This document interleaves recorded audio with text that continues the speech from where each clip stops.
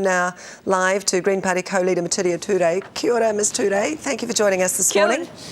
Oh, kia ora. How are you doing? I'm good, thank you. So strong showing for the Greens. Did the electorate vote for the candidate, do you think, or did they vote for the Green Party? I think it was both. I'm extremely proud of Metiria Davidson. She increased our vote from the party vote from the last election. She doubled the electorate vote from when we stood here in 2008. Her and the Green campaign machine were just excellent at every step of the way. Okay, does this mean the Greens are going to now stand in Maori seats? Well, we have been. We've stood in every single Māori seat in the country, except Taitokoro, actually, and that one might well be next. And so we've worked very hard to keep up our presence in the Māori seats because we respect and honour not only the seats, but also Māori voters who choose to be on the Māori roll. I've stood in Māori seats in the past, and others have too, and we will continue to do so. Where does that then leave your relationship with Mana, if you're going to do that?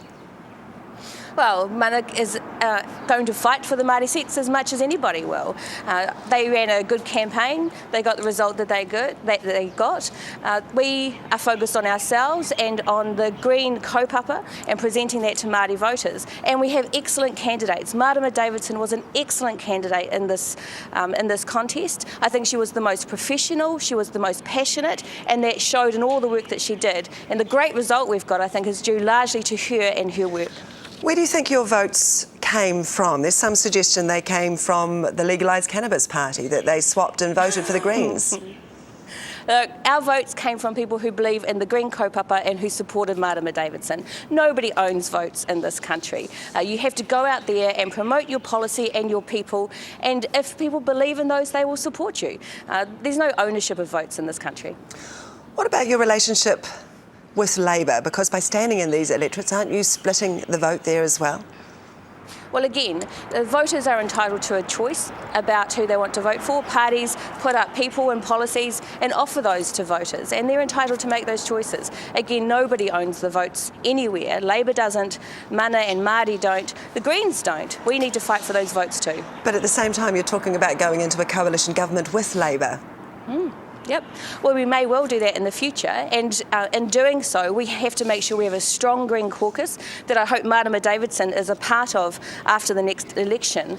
And so to do that, again, we need to win more votes and more support. It's up to each party to fight their own battles. I'm focused on the Green kaupapa and our great candidates and the great showing that we've had here. And is it about, jockeying with Labour to a certain degree for positioning here as well?